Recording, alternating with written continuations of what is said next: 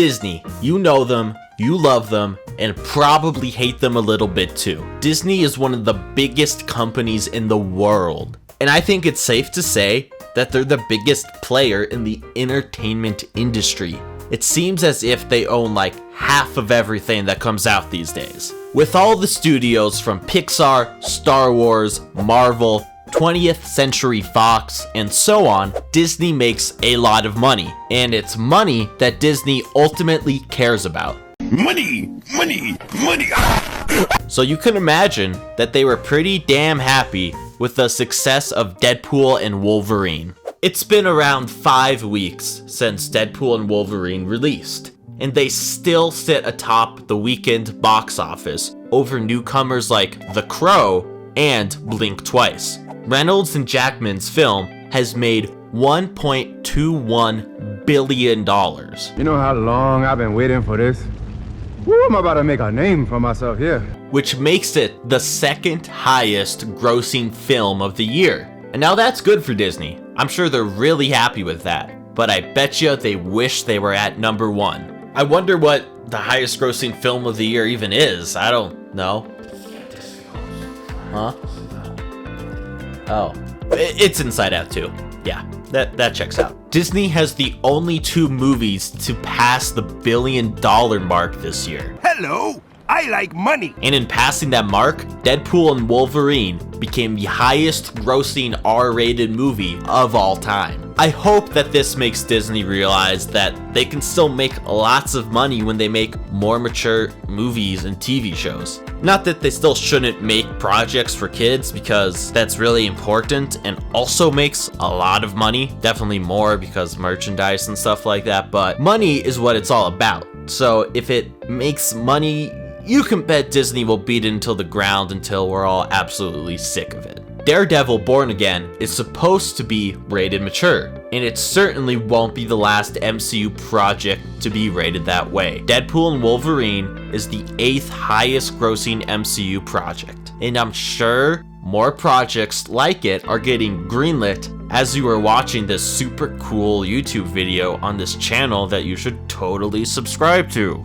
Well, Marvel is greenlighting projects. Another Disney studio has been canceling projects. That studio is, of course, Lucasfilms. Star Wars is, well, it's Star Wars. When Disney bought Lucasfilms, it instantly became one of the most talked about acquisitions of all time. And as you all know, Disney's handling of Star Wars has been kind of so-so. They've had massive successes with The Mandalorian, Rogue One, and Andor, but also less successful projects like the sequel trilogy, The Book of Boba Fett, and their most recent show, The Acolyte. Not even 3 months after its premiere, The Acolyte has been canceled by Disney. I'm already in the void. I'm not trying to get canceled again. And you know, it's not really that surprising. The show had a budget of $180 million, and it definitely underperformed, you know. It didn't get great reviews, and yes, a lot of these really negative reviews were totally uncalled for. At the end of the day, the show was fine. It was nothing special. I honestly got like halfway through it, and I'm a big Star Wars fan, so I think that says a lot, you know? Disney would expect me to watch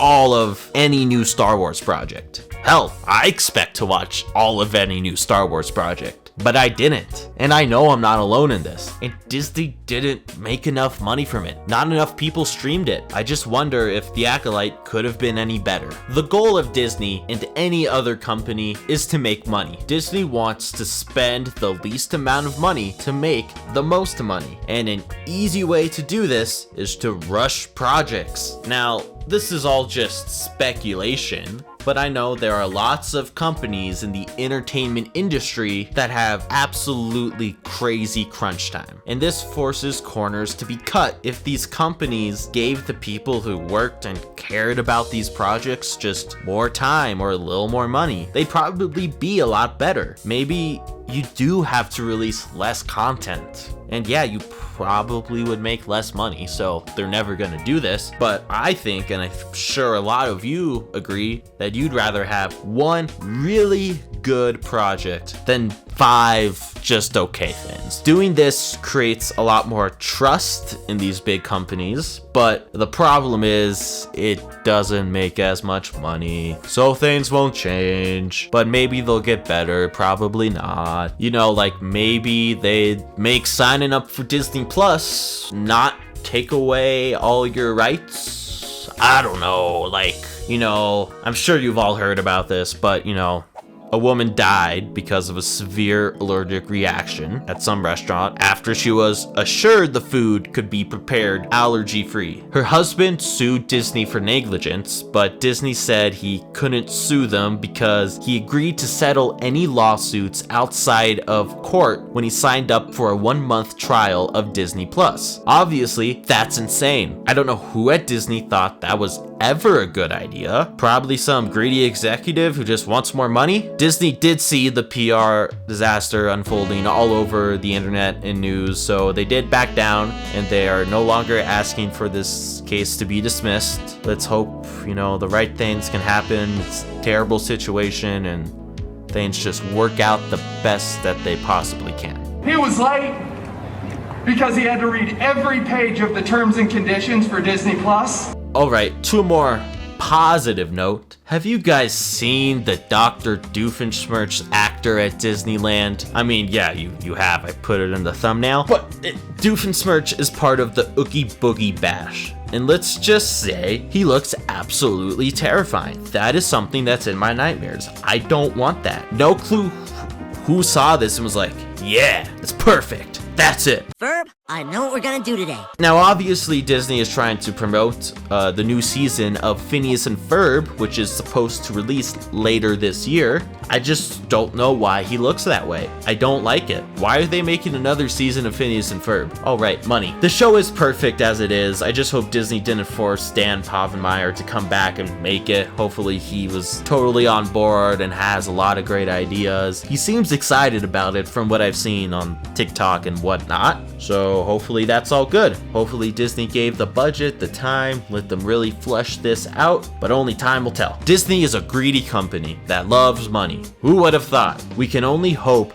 that they'll care less about money and more about the projects they're making and the people that work for them. But that definitely won't happen.